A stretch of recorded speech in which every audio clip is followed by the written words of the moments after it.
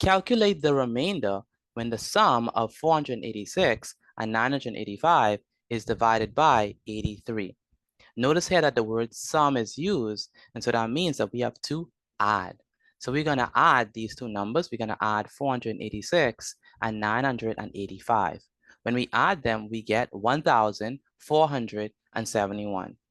Notice it says calculate the remainder when the sum of 486 and 985 is divided by 83. And so that means that we have to take 1,471 and divide it by 83. Indeed, 83 is going to be the divisor. And inside here, we're going to put 1,471. And so we ask ourselves the question, how many times can 83 go into 147? Well, 83 can go into 147 one time. 83 times 1 is going to be 83.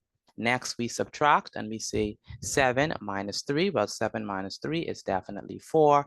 We say 4 minus 8, but we can't do 4 minus 8, so we have to borrow. So we're gonna borrow 1 from this 1, and this becomes 0, and this becomes 14 because we put the 1 on top.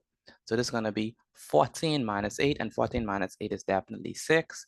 Next, we bring down this 1, and so we ask ourselves, how many times can 83 go into 641? And the answer is 7 times. 83 times 7 is definitely 581.